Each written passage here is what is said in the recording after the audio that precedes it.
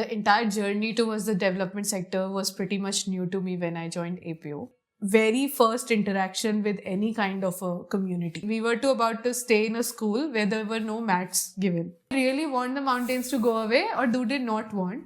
And we really figured out very contradictory views wherein the women really want the mountains to not to be cut. A 40-year-old brand when I joined them, and all they were doing was exports. I still remember the first day I had to go to a Jaipur jail and stand in front of the large inmate group gathering. I can't bypass their husbands and the male members in the family to go directly and talk to the women. So today we have Himanshi Singh with us. She is providing employment to the traditional artisans in rural India, and she is doing this through an AI-based platform called Bearcraft. So let's dive into her journey. Hi Himanshi. Hi Vishal, how are you doing? I'm fine. How is your life going in the sense of this employment journey that you are providing? I think it's tough but very satisfactory. Can you guide us the process? Because see, in the end, you have chosen something, and we will come to this later. But everyone goes through a process of reaching to a destination. Yeah. And I would like to know the process that how you have reached here. Sure.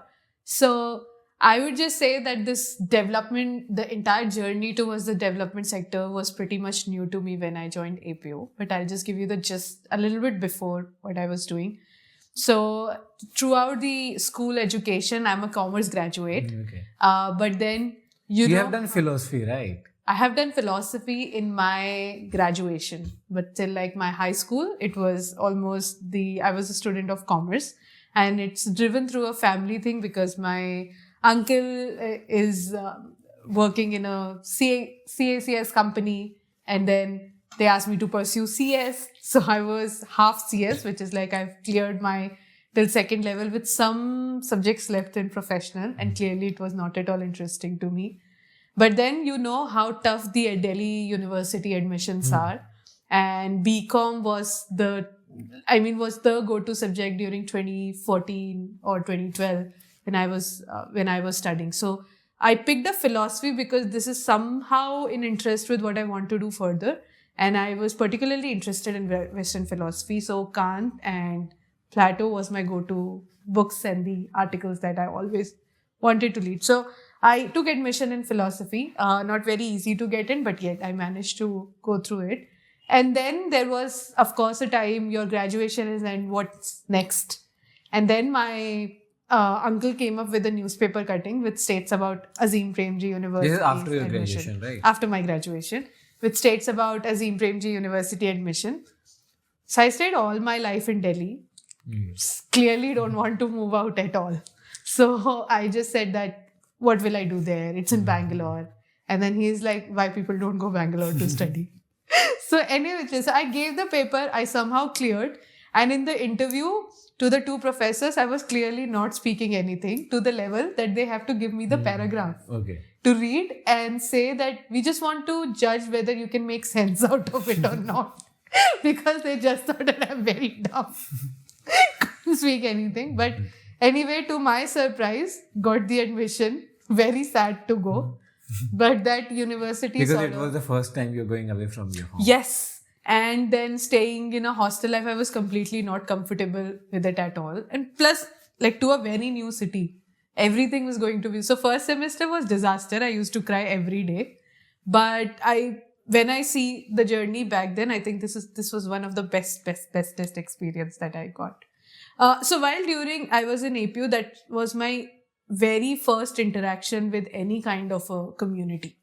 So their curriculum is very good, where in the first semester itself, you have to go through a field immersion. And then you pick up the field projects and then you can do independent studies, so on and so forth. So my first field immersion was in Kerala. Where... Which district? Velarda. So that was the first time where I went into any kind of a community. And our work there was just to observe. We were working with one not-for-profit and specifically on the environmental region because Villarda was just on the boundary of Tamil Nadu and Kerala. And as far I know, it was just in the second month of your admission, right? Yes. You have Just in taken the second admission. month of our And admission.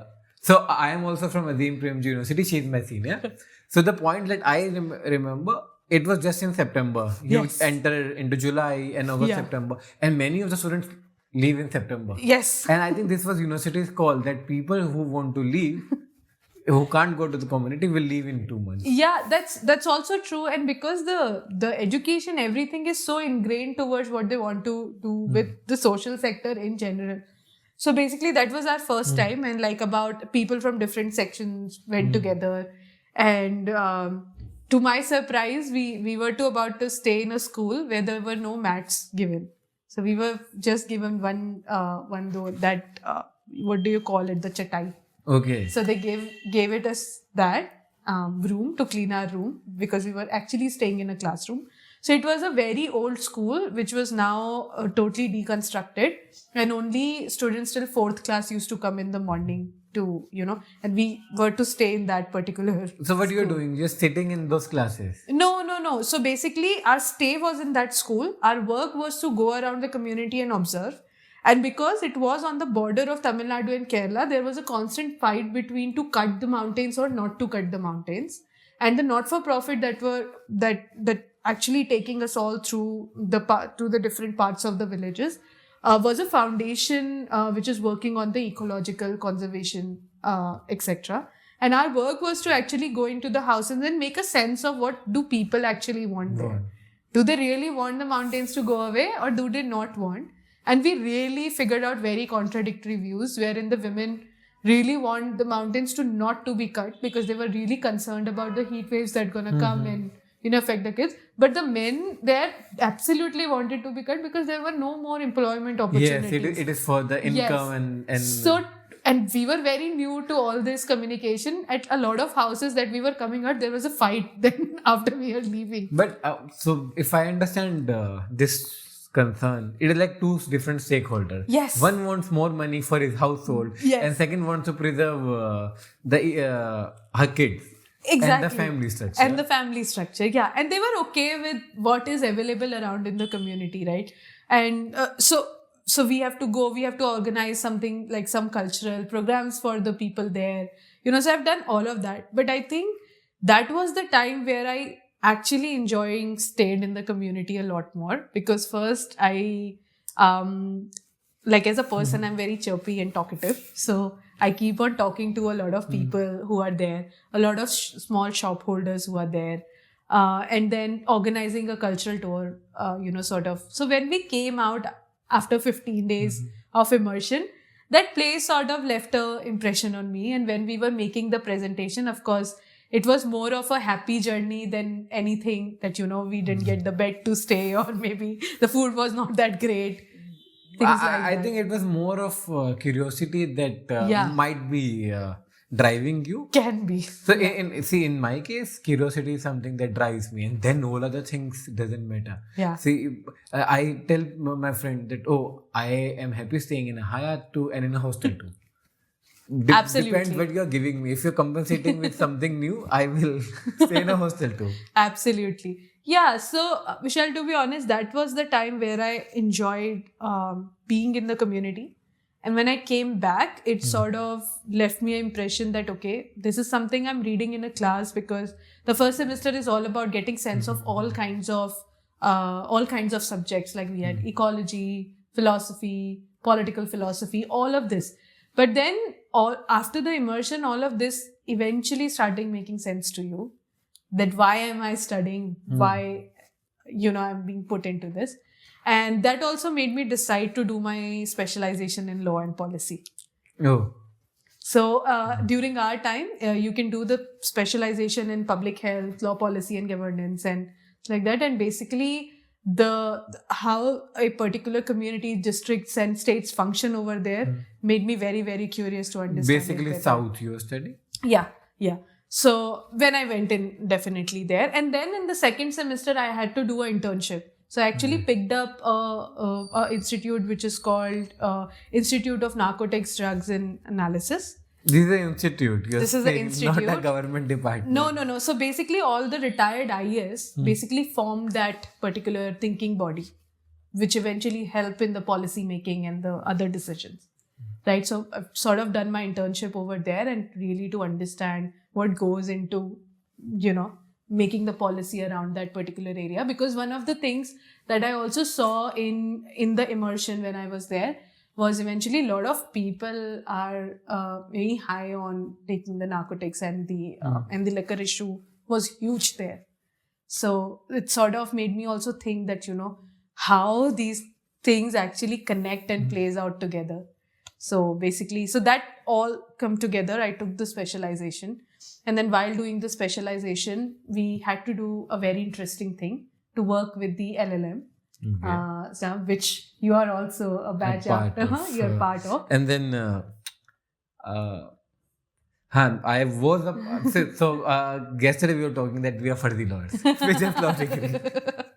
So, but very interesting thing was that when we were put in together with three of the people in LLM and three people from the development sector, and we took the criminal justice project. Oh. Yeah. So we actually had to do like a very clinical studies onto the two of the projects that we were handling. To our surprise, both the inmates are on the death penalty before my birth. So like the case was even before my birth. So it's back in 1992 sort of thing. And then basically we were to map out their journey of how, they have been in the life imprisonment. So in India, it's about 14 years, which is day and night separately. No idea. And it's about like 20, they were in the imprisonment for about 25 years and more during that time. But there's a Supreme Court judgment recently. Yeah, now recently. But at that particular time, but we also got to know that there are layers of the cases, right? Okay. So we went onto the ground to meet like a victim's family, to meet like a inmate's family, and really making case out of it. But one thing was constant is our fight with the LLM people. And I'll tell you why. Because we were going through the judgment. Like one of the part is that you go through the judgments of these particular thing. And when you go on the ground, you hear different narratives, right? And we being from the development sector, it was like, how rude is that to put that kind of a judgment? I mean, what the family is going through. So it's basically the logical mind is playing after what you are seeing on the ground. Correct. Totally. So I think if I remember, this was a constant, even this MPG people also, they will think of the policy, but my point was like, no, but see, you have to come back and see rationally. This is not something that you can't just create out. Yes, you are thinking, but it is not something very black and white or very societal based. But later on, I realized that you people were also correct. These people were also correct. Yeah.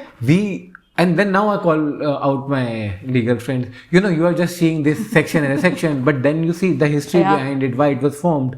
And all laws are colonial, and even the new laws sedition is a colonial part. Saying it is a colonial part, it is a different thing. Now even I say that, the policing system we have is a colonial system to repress. So they can't help us. Yeah, and that was, and that was the constant fight. And we were like, but when we came back, we actually were tasked to do it, let's say, in terms of an installation, because we all have to showcase what we have done during that clinical project. Okay. And we actually made an installation where it was just a closed room. And it talks about the journey of both the inmates on both the side. And we were just asking people to go inside it, closing them for 25 seconds. And clearly there was like a lot of suffocation inside that. And when they were turning back, it's just written on the door that it's just 25 seconds, imagine 25 years. And we were actually, so that particular thing left a lot of impact on me.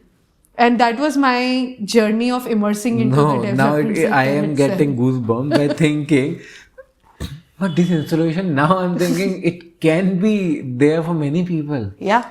This is something that you create a jail and then give it to them. And recently, I had interviewed this person, Prashant Kanodia. He is a politician now. Yeah. And that time he was a journalist. And then he told me that because he doesn't belong to upper caste, he was given a cell near the washroom where he used to smell all those things.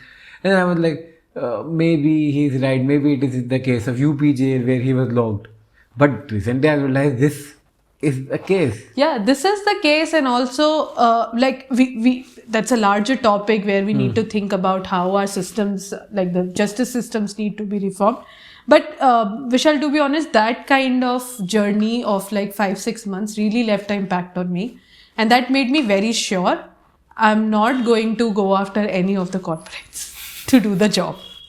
I'm going to stay in this sector, be it in whatever form possible. And that gives me, like, when towards the end, when we were going for a campus placements and all of that, I got the campus placement in a social enterprise called Jaipur Rugs. Okay. And they sort of work with about 40,000 artisans across the country in about 600 villages. But my task was... Basically Rajasthan only? No, not just Rajasthan, in 5 states. So basically it's Rajasthan, Bihar, Gujarat, Uttar Pradesh, and some parts of Orissa back then. Right. So my work, but was very, very different there. They were a 40-year-old brand when I joined them, and all they were doing was exports initially. It was in which year? It was in 2017. Okay. Yeah. So they were just doing exports during that particular year. And my work was to really take the brand from a B2B space to a direct-to-consumer space. And sort of the whole transition was towards to make these artisan-made pieces into an aspirational luxury. Okay. Which is like giving them the higher value of the product that they are making, and then connecting them to a larger markets where the products are valued at a much higher pricing because of the entire supply chain that's involved. But from my experience, I took back that experience of people, I took back that experience of how people have been treated and lived in jails. And we started something called a jail project in Jaipur Rugs. Oh, that I can't see in your work. So the collection was called as Freedom Manchaha, and Manchaha means made from heart. Okay. So basically what happened is the Jaipur Rugs team trained the inmates within the jail on making the rugs. So did you start, so as far I understand that you had this idea of jail. Yeah. And what was the reaction of this Jaipur Rugs team? No, they were very adaptive to this, and I think all due credits to the founder of Jaipur Rugs. He see people as people. Okay. So it was not about that, we are going to work with the jail. For him, it's about that's another village and you have to start working in it. And I think that changed the entire perspective.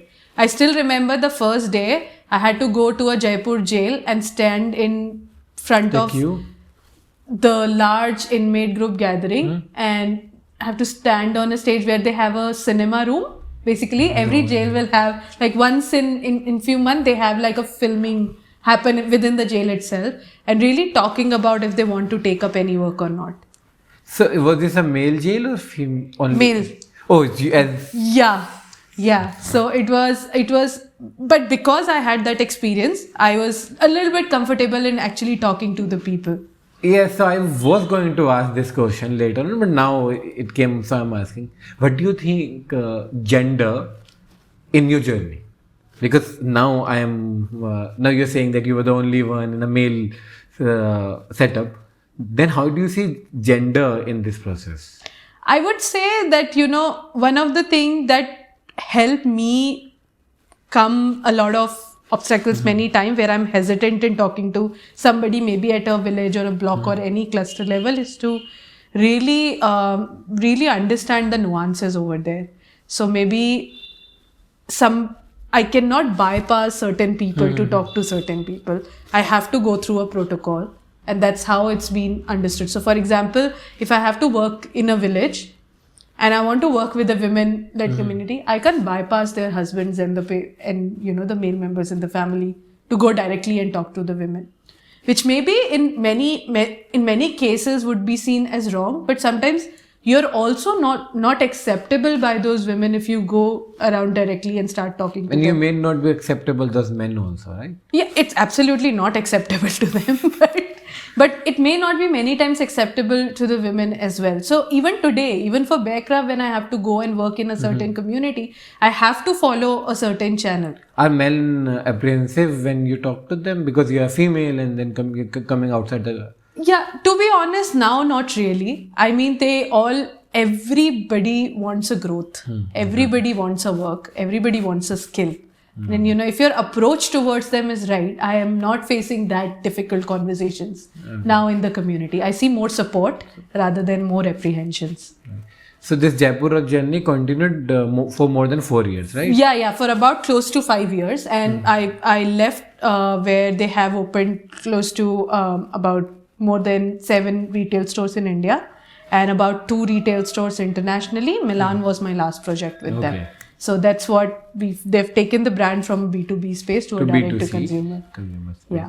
And then I think you, if I remember correctly, you started this journey of Bearcraft around that and then won some SDG awards by you. And so like when the pandemic hit, we all were closed doors inside. But this has impacted many lives, right? And like by working in Jaipur Rugs, I used to take a lot of startups, fashion or the lifestyle-led startups for a supply chain tours because they have a very strong case study which is being taught in very many universities too. So, and then I started to understand that, a lot of these startups are getting closed due to the increased operational cost. They're not finding the right manpower. And a lot of artisans are moving back to their villages because in the scare that how will they survive, even a week of survival was difficult to them. And then I understood that, okay, one brand is doing great, but there needs to be many more people, many brands to do it, right? And we need to uplift small businesses plus these artisans in some way. So initially I started Bearcraft with the thought that I connect the artisans from their home to the global world, right? And that's how I started this particular journey where I tend to, in a nutshell, how to increase their wages and how to reduce the small businesses operation cost. And that's how we came up with the platform, which is called a AI matchmaking platform with the artisans.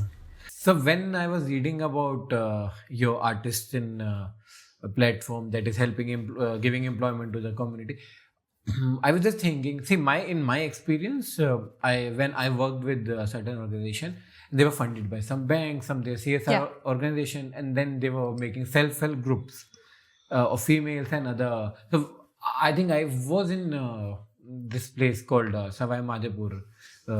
And then there was this self-help group who had to make some artistic work, some rugs and all other things, if I remember correctly.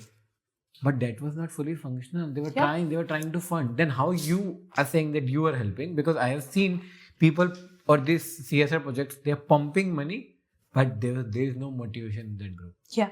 So, Vijay, while working in this entire craft space for a very long time and with the group of women, one thing that, very many times we neglect to see is you need to have an end-to-end integration to make anything fully functional, right?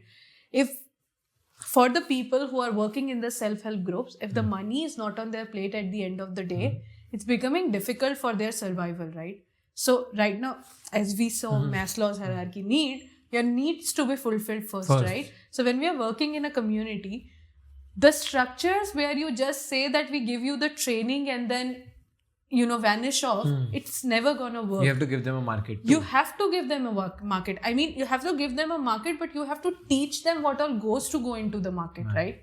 And so the first thing that we started with a group of 25 women in Achrol is basically giving them the training, but also making them understand the market need. If she don't know how to procure the raw material, if she don't know how to make sense of where to procure the raw material from, how to make her product, it's simply going to fail because... So you are actually trying to make that artist or that worker independent as an entrepreneur? Absolutely. So the idea of the entire training was to make them into an entrepreneur, this thing. But of course, the need segments, as I said, was different, right? First one for me to establish some money with me, right? So I'm working for a brand where I'm producing and giving them the designs, etc. And then once I gather a handful of knowledge, then I think of becoming, an entrepreneur.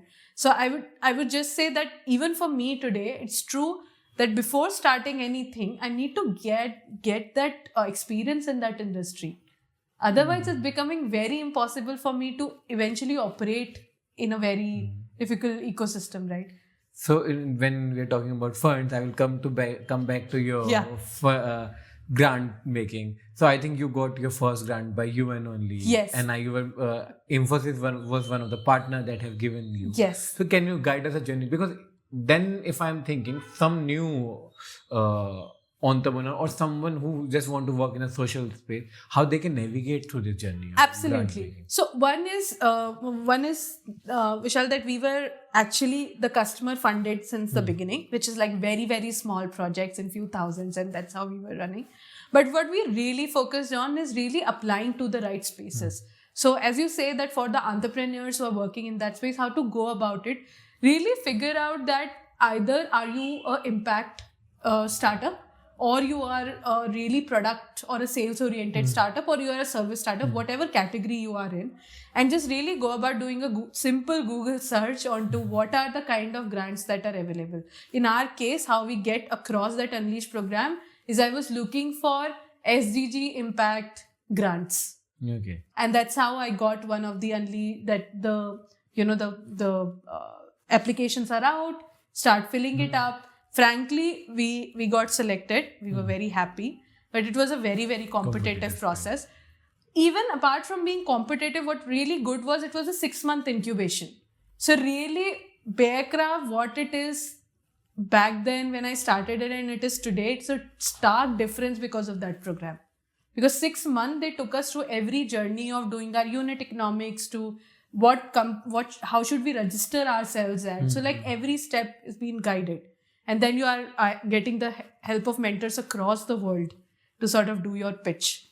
I think feedback is very important in the end. That because as far as I understand, you don't come from a business family, right? Yeah, no, not at all. And then it is very difficult because I don't come from artistic background or from circle, and then getting feedback is a different mechanism. Absolutely. And if this program is giving you, I think that is also nearly worthwhile than Yeah, I would say it was a life changing for me. I mean, what it gave to Bearcraft, the platform, was also very, very. I had a huge respect. So that's where we got some kind of a light onto what Bearcraft eventually is doing. But that I just started as a passion project. I'm still doing pro bono to my own platform. But as a profession, I continued to be in the development sector and fundraise for very many different causes. So for a short stint, I actually helped a mental health organization, Live Love Love Foundation, work there and in their, let's say, a donor management. Managed by Deepika Padukone, founded by Deepika Padukone. Yes. So done the donor engagement part for a certain period of time for about a year, and then moved to my next project in Ashoka, where I'm currently working. So basically doing the fundraising for a higher education in India. Okay. So just I'm summarizing the point that UN fellowship we are talking is young SDG Innovator. Yes. Innovate program, right? Yes. Okay. While I was working in Jaipur Rugs, we got selected for the Young UN SDGs program, and it was for the company who are the part of the UN Global Compact. And you really need to come up with a program which is like a solution to the environmental governance and social part of it. And then I made a project called localizing SDGs through social innovation labs. And these labs are eventually where you give the end-to-end training to these artisans, which eventually translated into a Bearcraft. I look at it now. But we were actually one of the 2 shortlists from India to present it at UN General Assembly in 2021. Oh, you have presented this in UN Assembly? Yes, back in 2021.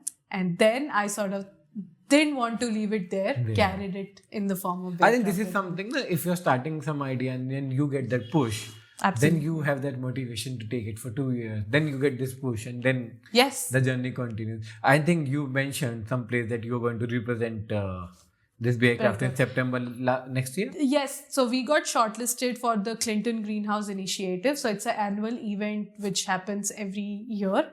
And the foundation is by the ex-President Clinton and his family. So it's basically they call off 30 entrepreneurs across the world to present some of the ideas which may be helping the communities and making really a business sense out of it beyond the charities. And that's where US we're only? going to be. It is in Yes, US it only. happens in New York every year. New York every year. So you will be Yeah. in New York next year. In next year. So now you are in Ashoka Yes. fundraising and working with the Vector. So in this case of Bearcraft, if I come back, if I ask you in the number sense, what do you think that the income generation or some success story that you have, and then do you have any estimate that this guy used to earn X, now it is 1.5x, 2x, 3x? Absolutely. So when we started working with the community, and I think I keep on narrating the story, this one artisan, which is Kamla, because that's how I got the sense of that I need to start something. Their earnings eventually went up to almost double within 2 months of our intervention. Okay. So the place where they were earning like a 2,000, 2,500 kind of a setup, it's now went up till 6 to 7,000. 2,000, 2,500 per month, per day? Per month. Per Per month. month, not per day. So per month, and then it went up till 7 to 8,000 now, With like 4x. which is jump. almost like a 4x jump. And we are looking forward to have at least about 20 to 25,000 credited to them every month. So this is your target for most of the artisans, For or most of just the for artisan. Kamla? No, for most of the artisans. So it's basically a community that's working together. So, So for most of in the case what I understand, you want to have this 25,000 per month to every artist in Absolutely. rural India. Absolutely. Okay, so in that case, I think they will have more median income than most Then most of them. the Yeah, urban because- India spaces. Exactly, and we need to have that kind of a drive, because we even like when you think of 100, you get to about so much, right? And I think that is the only sustainable solution, because they are living in the village, polluting Absolutely. less, and we are the one who end up. Absolutely, and also like the work-life balance is very much there. No, if you're working in your home, it's basically helping them to manage their lot of activities. Plus, I think when they have money, just as they need, if they become more accountable for the work that they are doing, and we see these change that until unless you have the sufficient money on your plate in your household coming, it's impossible for you to drive the motivation on them to work The more artistic and think, innovate in your art, Exactly. and Exactly. work better. And one last thing that I read, that you were about some clothing piece, I think it was a lehenga, that was made by 3 different artists in 3 different states for a brand.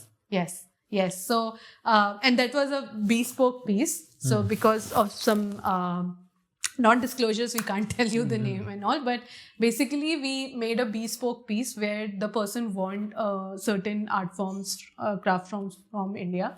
And we actually had the flares made of the block print chikankari and ikat on that. The patches were created in the 3 different states, which is Rajasthan, Lucknow, and a part of MP.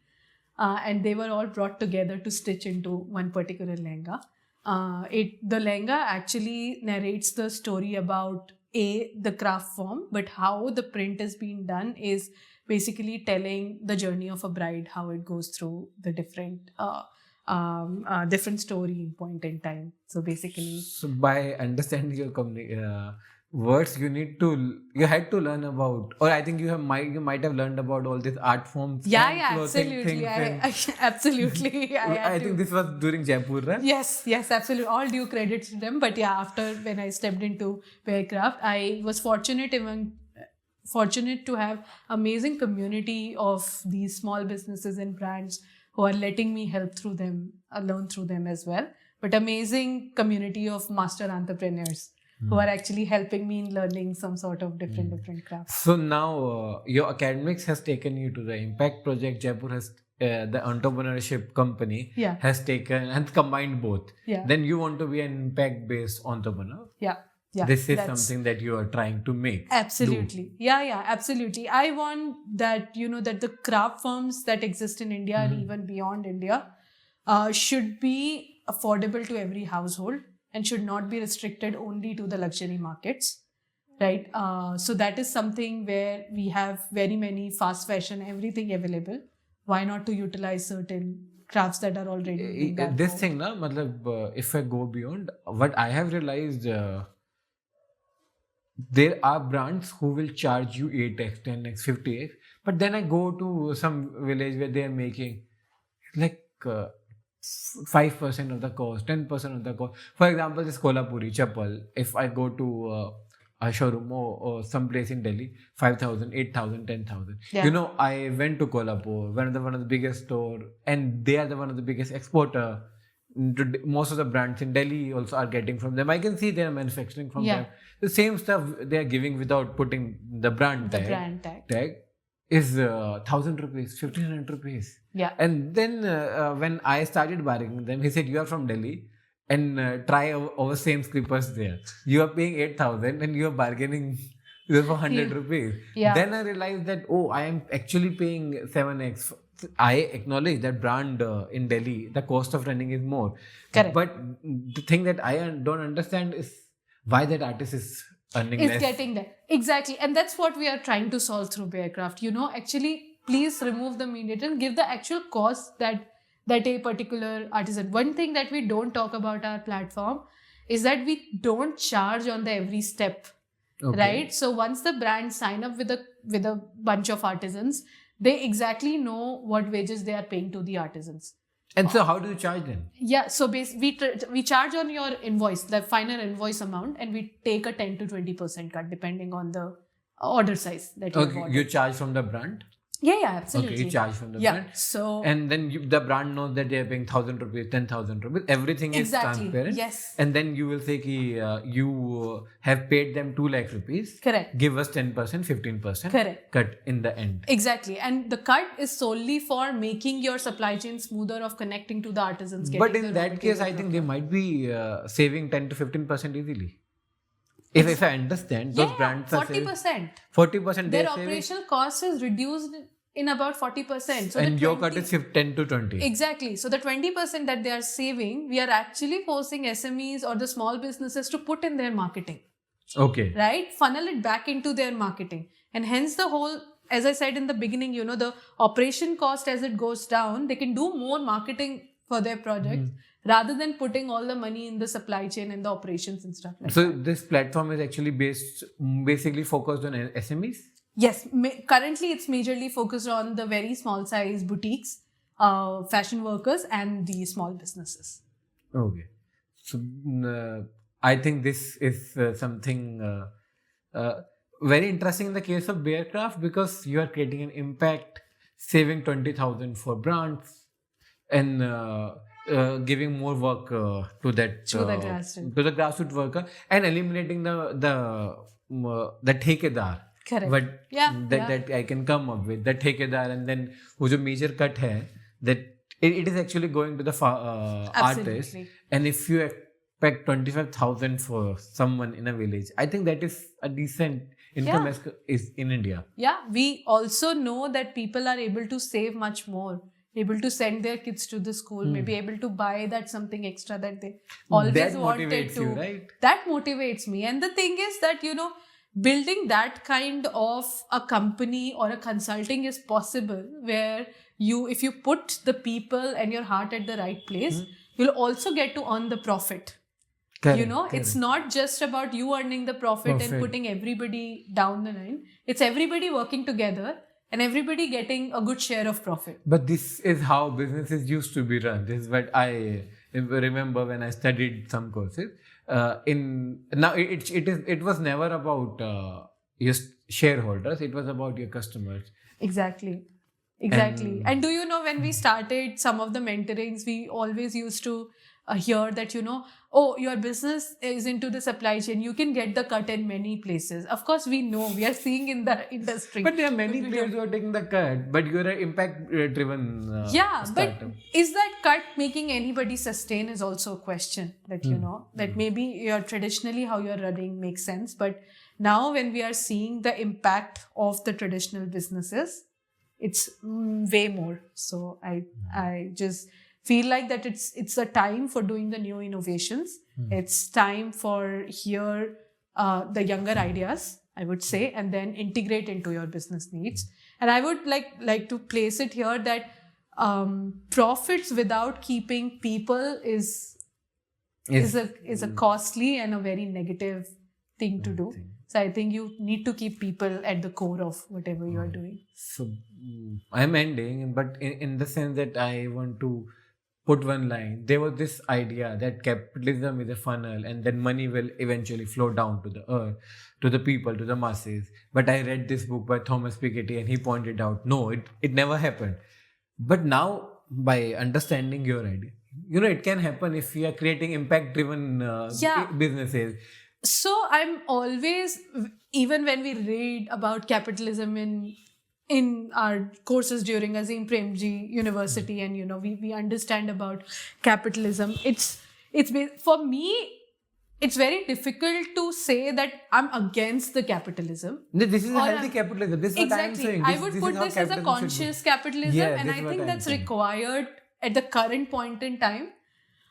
So I would say that whether it's capitalism or socialism, everything have its pros and cons. But in the current way the world is running right now, I think consciousness is something which will help us. Yes, this is what I am saying, that funnel effect will come by this kind of capitalism. Exactly. Capitalism in India is necessary. Yeah.